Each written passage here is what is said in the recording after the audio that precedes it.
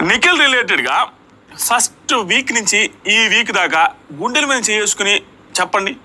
అందరికీ తెలిసిన ఒక నగ్న సత్యం ఏంటంటే నిఖిల్ నామినేషన్స్లో ఉన్న ఎవ్రీ సింగిల్ టైం నిఖిలే టాప్లో ఉన్నాడు.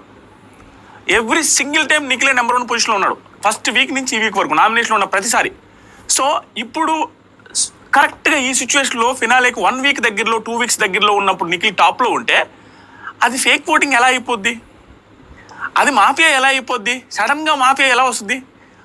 ఫస్ట్ వీక్ నుంచి లేని మాఫియా సడన్గా అసలు ఓటింగే లేకుండా టప్పున టాప్లోకి వస్తే మాఫియా అవుద్ది. కానీ ఫస్ట్ నుంచి టాప్లో ఉన్నోడు టాప్లోకి మళ్ళీ టాప్లోనే ఉంటే అది mafia. How can we call it as mafia? నాకు అర్థం కావట్లేదు. అది ఫేక్ ఓటింగ్ ఎలా అవుతుంది? ఏ రకంగా? సో ఫేక్ ఓటింగ్ అని ఏదైతే పుకార్లు వస్తున్నాయో దాని రిలేటెడ్గా నాకు అనిపించింది చెప్తాను. It's just my opinion only. ఇది రైటు, అది రాంగ్, వాళ్ళది రాంగ్, అది ఏం లేదు. ఏంటంటే నేను విన్న దాని ప్రకారం నిఖిల్ వాళ్ళకి సంబంధించిన వాళ్ళు ఎవరో కాలేజెస్లో ఏదో ప్రమోట్ చేసి ఇచ్చింది. షాక్ అనిపించింది నిజంగానే.